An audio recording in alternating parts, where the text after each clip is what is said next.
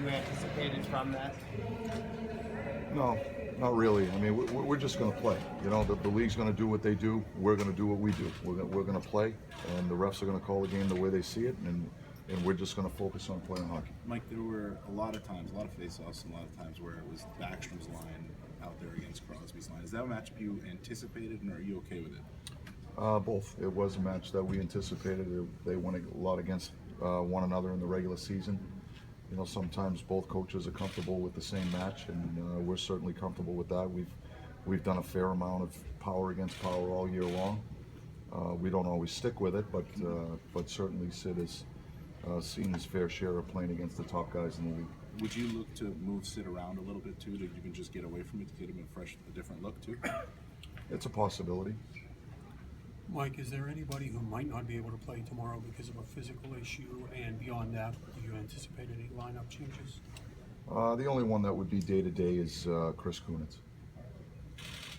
It's a strange play, but that can be a dangerous. I'm sure you've had those experiences behind the bench where something strange like that can happen. Yeah, it's unfortunate. You know, it was there wasn't a lot of time to react the way the puck came to the bench, but really quick there. But hopefully Chris is going to be okay. We think he will be. Mike, what do your defensemen need to do tactically to find the line where they're avoiding contact to make a play as opposed to just avoiding contact? Well, I think that's a hockey decision that players make, and whether or not they want to hang on to pucks because they think a play might develop, or we use the phrase sometimes you got to live to fight another day, and sometimes the simple play is the right play, and just moving the puck to an area and playing an efficient game that way. But I thought in game one, I thought our defensemen did a real nice job as far as making the right decisions coming out of our end zone.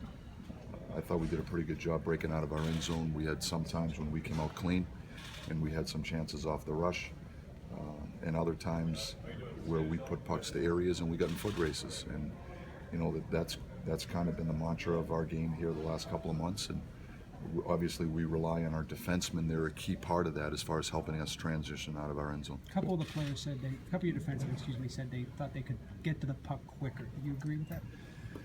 Well, sure. I think that's always a point of emphasis with our team as far as making your next play easier. The quicker you get back, the more opportunity you have for a next play.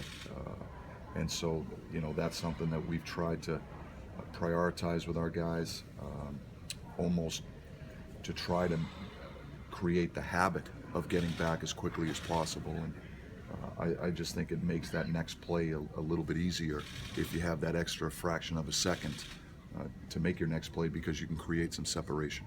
Ole has shown the ability to have a short memory after a rough game. How important is that for him and defensemen in general when they have something go wrong?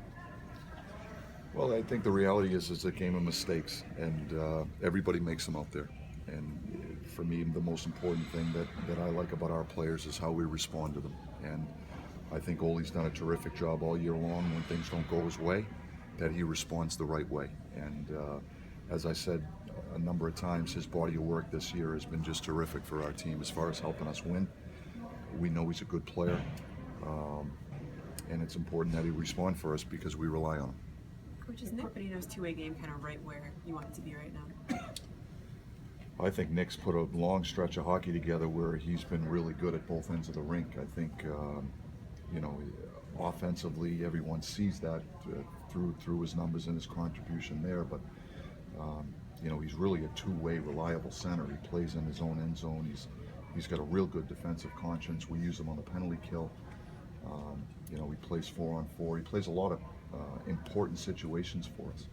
And I think that just speaks to his IQ, his competitiveness, and his versatility.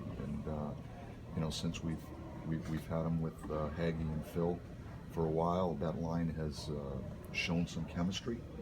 And certainly you saw it last night. You